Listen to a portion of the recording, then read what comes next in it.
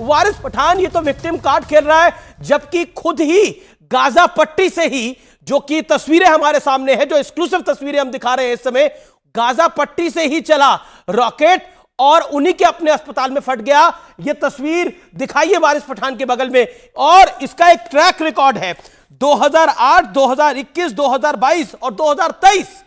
Gaza के Hamas के आतंकियों ने कई बार रॉकेट चलाए लेकिन खुद पे ही फोड़ लिए। अमीश भाई बोलूं मैं?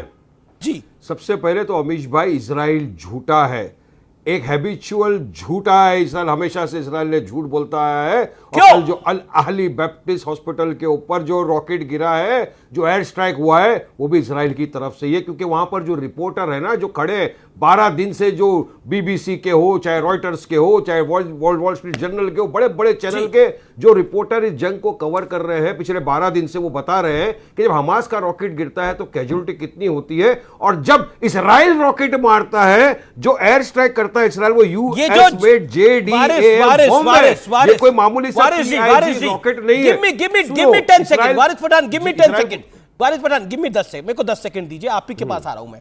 आपने बोला रॉयटर्स को देखिए, इंटरनेशनल मीडिया को देखिए, जो मैंने आपको जानकारी दी है हमास के नौसिखिया रॉकेटबाजों की, उसमें से कई फैक्ट्स आप काउंटर चेक कर सकते हैं रॉयटर्स के साथ।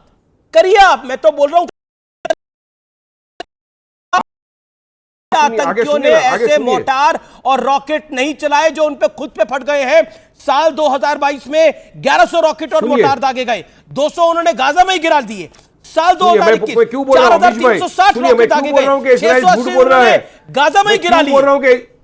अब बताइए आप। अच्छा, सुनिए भाई, क्यों बोल रहा हूं इसराइल झूठ बोल रहा है? मालूम है, क्योंकि इसराइल का जो सबसे बड़ा डिजिटल मीडिया जो संभालता है, नेथन्याहू ने जिसको अपॉइंट किया है, उसने पहले ट्वीट करके बताया कि गाजा के ऊपर जो रॉकेट गिरा इसराइल ने गिराया है। बाद में कुछ मिनटों के बाद में वो भाई साहब ने अपना ट्वीट को निकाल दिया, डिलीट कर दिया। फिर एक वीडियो डाला गया कि वीडियो में दिखा रहे हैं कि इसराइल ने अटैक किया। वो वीडियो निकला जून 2022 का, उस वीडियो को लोगों ने ट्वीट किया, बाद में डिलीट कर दिया। अब मैं आपको बता रहा हूं झूठा कैसे बोल रहे हैं। आप जानते होंगे एक अल जजीरा की रिपोर्टर भी थी, शिरीन अबू अकले, जिसका वेस्ट बैंक के पास गोली मार के हत्या कर दी गई। अटैक से आ गया, इसराइल बोला कि इसको पैलेस्टाइनों ने गोली मार के मार दिया। हमले में इसराइली सोल्जर की गोली से उसकी डेथ हो गई। और इसराइल ने पहली मर्तबा तो हॉस्पिटल पे हमला नहीं किया, 2 दिन पहले से अस्पताल वालों को बोला जा रहा है आप खाली करो नहीं तो हम हमला करेंगे। हॉस्पिटल के मैनेजमेंट ने खड़े रह के कल प्रेस वार्ता की। अमीश भाई, ऐसा प्रेस कॉन्फ्रेंस रूम आपने कभी नहीं देखा जिंदगी में। प्रेस कॉन्फ्रेंस चालू, नीचे लाशों के ढेर बिछे हुए, बच्चे मरे हुए, सब बहुत दुखद घटना थी। उसको उस घटना को कोई जस्टिफाई नहीं कर सकता। ये इसराइल ने अटैक किया है, अस्पताल में जो निर्दोष लोग मारे गए, वो दुखद घटना थी। लेकिन इस दुखद के लिए हमास जैसा आतंकी संगठन ही जिम्मेदार है, क्योंकि उसने खुद ही, और मैं आपको वीडियो दिखा रहा हूं जिसके अंदर जहां जो रॉकेट की साइट है और जो रॉकेट जहां पे बजा है, वो दोनों गाजा ही है, वो दोनों गाजा की तस्वीरें हैं। डॉक्टर अजय, पहले भी बेंजामिन नेतन्याहू बच्चों के गले काट दिया इजराइली, एक सेकंड फिलिस्तीनियों ने, बाद में जो बाइडेन ने कहा ये काट दिया गला, फिर आया वो एक प्रेस कि हमारे पास ये गलत इंफॉर्मेशन है। हर चीज का फेक प्रोपेगेंडा चला रहा है इसराइल, फेक प्रोपेगेंडा चला रहा है इसराइल। नहीं, द फैक्ट, अरे वहां पे पेशेंट, डॉक्टर, बच्चे सब मर गए, उनके बारे में सोचो। नहीं, बिल्कुल उन्हीं के बारे में सोच रहा हूं। पहले शुरू क्यों करी? 7 अक्टूबर को अब तक का सबसे लहूलुहान करने वाला हमला क्यों करा इजराइल के ऊपर, जब सहने की क्षमता नहीं थी? पॉइंट तो ये भी आएगा ना, पॉइंट तो ये भी आएगा। इस्लामिक जिहाद के नाम पर जो घटनाक्रम करा, आज उसका भुगतान भुगत रहा है हमास और आतंकी। लेकिन दुखद घटना है, इसको कोई जस्टिफाई नहीं कर सकता। अटल बिहारी वाजपेयी खड़े थे। नहीं, एक सेकंड, अटल बिहारी वाजपेयी को याद करने से कुछ नहीं होगा। अटल बिहारी वाजपेयी को याद करने से इजराइल रुक नहीं जाएगा। पंडित अटल बिहारी वाजपेयी को याद करने से रुक नहीं जाएगा, और नरेंद्र मोदी को गाली देने से नेतन्याहू नहीं रुक जाएगा। तो इसलिए शांत रहिए। मैं एक second let Dr. Ajay, sir, you are not allowing me to go to other guest. Sir, allow me ना। Okay, doctor Ajay Alok, Benjamin Netanyahu झूठ बोल रहे हैं। वो कह रहे हैं कि ये तो इस्लामिक जिहाद का एक हिस्सा है और ये खुद ही जिम्मेदार है। जो बाइडेन भी झूठ ही बोल रहे हैं, जो बाइडेन अमेरिका के राष्ट्रपति को नहीं पता, लेकिन हमारे यहाँ के सब नेता पता है, तुष्टीकरण की राजनीति कर रहे हैं, उन सबको सही पता है। जो बाइडेन तो यहां तक कह रहे हैं कि यहूदियों से इस कदर नफरत करते हैं, ये सही है।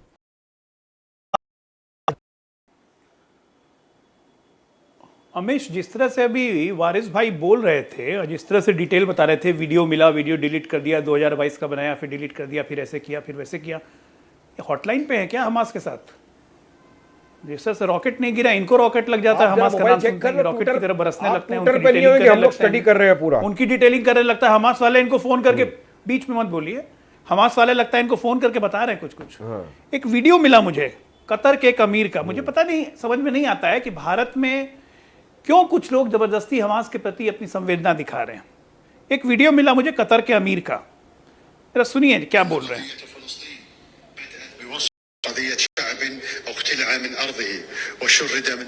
इसका मतलब हिंदी अनुवाद ये है जी कि भारतीय मुसलमानों को अरब मुद्दों में हस्तक्षेप करना बंद करना चाहिए।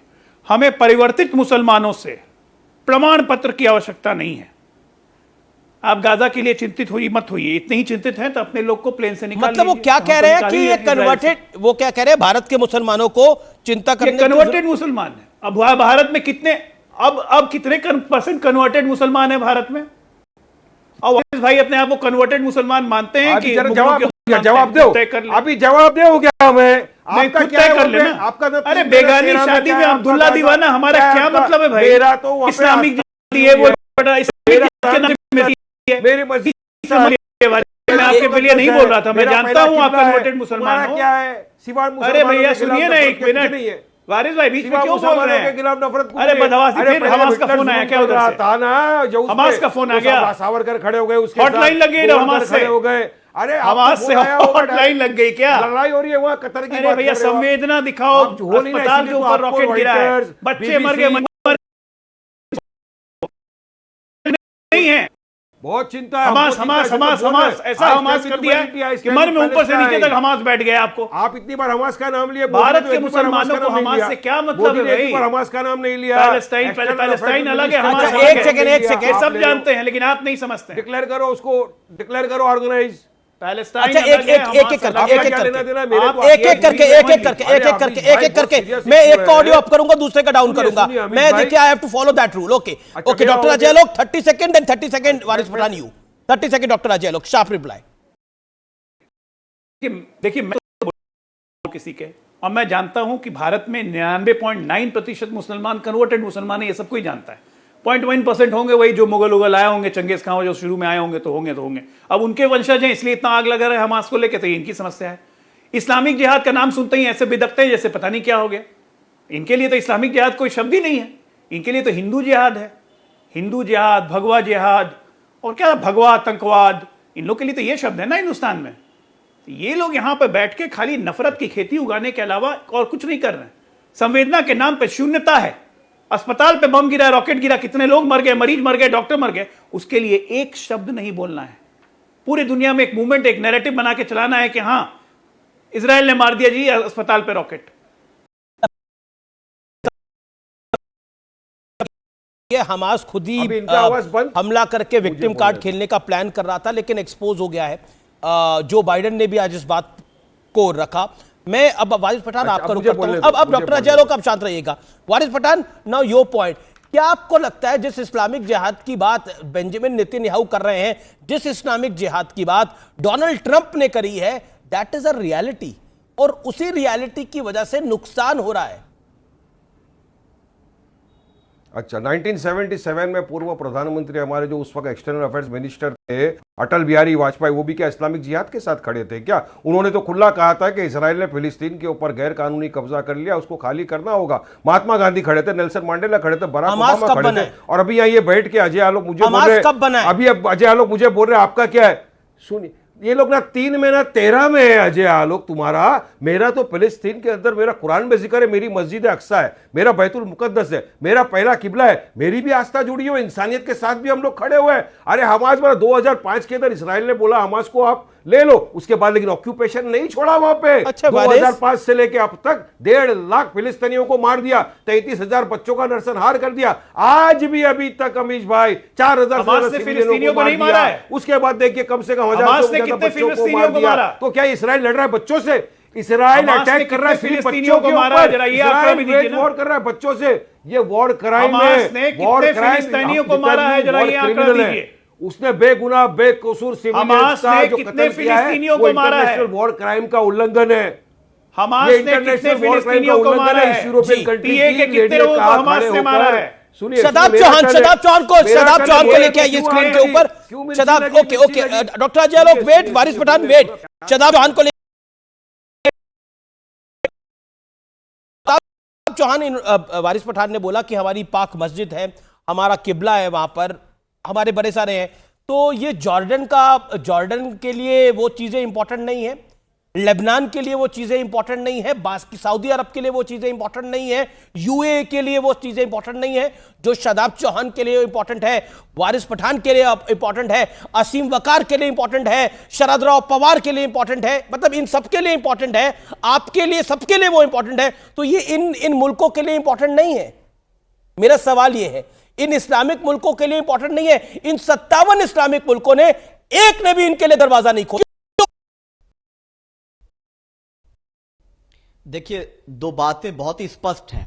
पहली बात तो यह है कि मस्जिद अल अक्सा पूरी दुनिया के मुसलमानों का मसला है, क्योंकि अल्लाह रब्बुल आलमीन ने कुरान पाक में मस्जिद अल अक्सा और मस्जिद अल हराम का जो सफर है उसके ताल्लुक से नबी करीम का उसका जिक्र है। और कौन मानता नहीं मानता ये उसका इंडिविजुअल है। और अल्हम्दुलिल्लाह मुझे फख्र है कि मैं फलस्तीन के साथ इसलिए खड़ा हूं क्योंकि मेरा मजहबी रिश्ता भी है और मेरा मजहब इंसानियत सिखाता। ये फिलिस्तीन, ये हम हमास ने किया ना भैया, ये अल्लाह अकबर के नारे पर बलात्कार तो हमास ने किया ना। अरे ये कौन? अल्लाह अकबर के नारे अरे चुप रहे भाई, ये बदतमीज चुप रहिए। एक सेकंड, तमीज के दायरे में, तमीज के दायरे में, तमीज के दायरे में बोला जाए। क्या बदतमीजी है ये? बलात्कार जैसी बात है। किसने बलात्कार किया? बकवास कर रही है बैठ करके यहाँ, बेहुदा औरत। यही मुसलमान तुम जैसे जलील लोग कलंक, तुम जैसे, मुझे डिबेट नहीं करना। सॉरी, अच्छा, एक second, sorry, I will not. मैं आपको मौका दूंगा, आप भी अपनी शब्दों की मर्यादा रखे। शदाब चौहान, शब्दों की मर्यादा रखे। शदाब अपनी बात को रखे। लगता है शदाब उठ के, ओके, शदाब फिलहाल उनसे संपर्क नहीं हो पा रहा, शायद उन्हें टॉकबैक को निकाल दिया है। मैं नाजिया इलाही खान आपका रुख करता हूं। Make you point. Nazia Elahi Khan, इत्मीनान से अपनी बात को रखिए, जिम्मेदारी से रखिए।